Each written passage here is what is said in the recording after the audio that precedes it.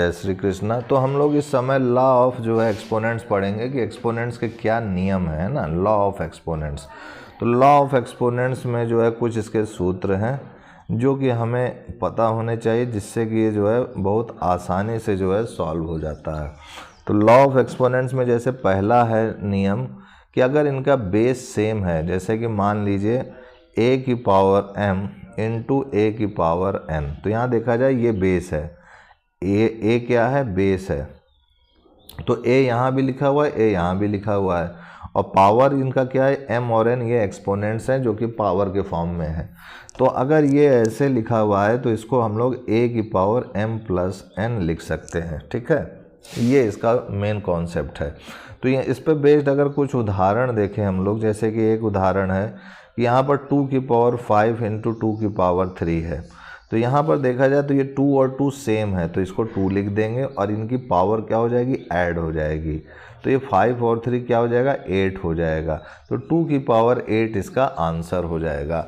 और इसको अगर मल्टीप्लाई करेंगे 2 की पावर 8 को, तो इसका मतलब क्या हुआ, 2 को जो है इस तरीके से 8 बार लिखेंगे, 1 2 3 4 5 6 7 8।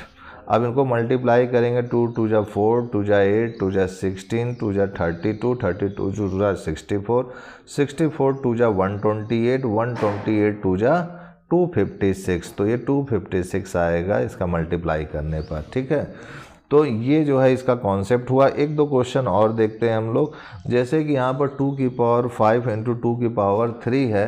ऐसे ही यहाँ पर मान लीजिए कि इस बार जो है कोई ऐसा नंबर ले लें कि जो ये संख्या में ना हो। जैसे मान लीजिए a की पावर 3 है और a की पावर 4 है, इसका मल्टीप्लाई क्या होगा।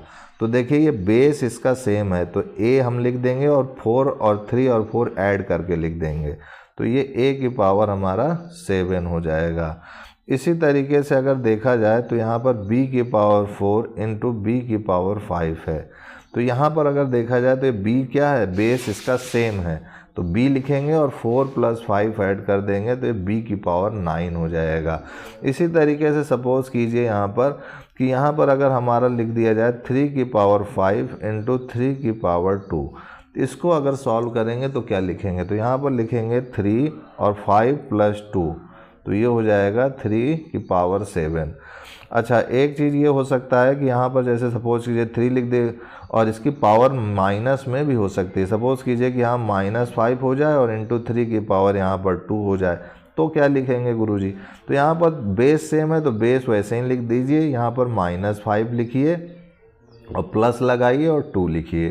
तो यहाँ पर 3 -5 प्लस 2 करेंगे तो यहाँ पर होगा 3, और ये चूँकि 5 जो है 2 से बड़ा है तो जो बड़ा है उसी का साइन लिखते हैं, तो यहाँ माइनस साइन लगाएंगे, 5 में 2 घटाएंगे तो 3 हो जाएगा।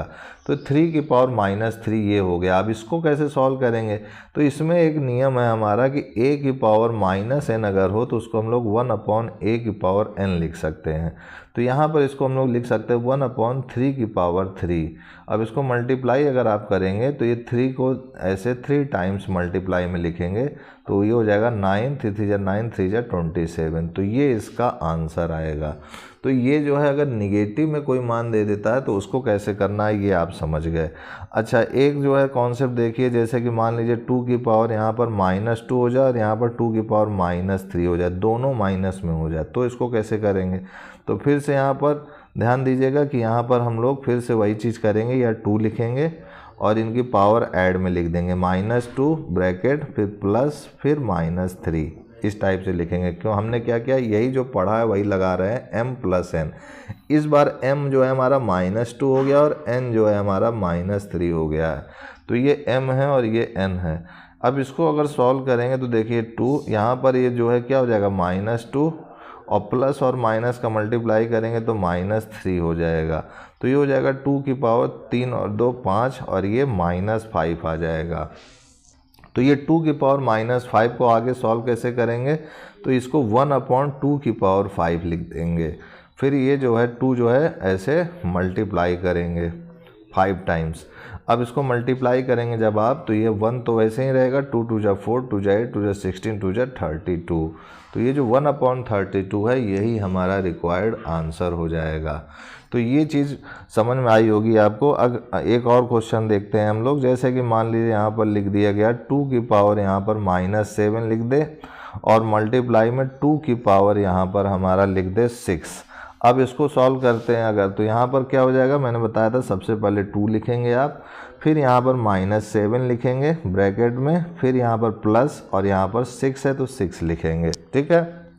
अब यहाँ पर 2 की पावर -7 + 6, तो 2 की पावर देखा जाए तो ये -7 है और 6 है, तो 7 जो है बड़ा है 6 से, तो इसका साइन माइनस है तो माइनस लगाएंगे और साथ में 6 घटाएंगे तो 1 आएगा। अब ये 2 की पावर -1 का मतलब क्या है, ये फार्मूला लगाएंगे तो माइनस में है तो इसको नीचे ले जाएंगे तो प्लस में हो जाता है, तो इसको नीचे ले जाएंगे, ये प्लस में 2 की पावर 1 आ गया और 2 की पावर 1 तो 1/2 ही होता है, यही इसका आंसर हो जाएगा। तो ये भी आपको समझ में आ गया होगा। तो उम्मीद करते हैं कि अब आपको ये जो है नेगेटिव इंटीजर्स पे अगर कोई आ गया क्वेश्चन मल्टीप्लिकेशन का तो आप इसको कर लेंगे। ठीक है। तो आज के लिए इतना ही मित्रों भाइयों, तब तक के लिए जय गुरुदेव, जय Shri Krishna and I will see you next time.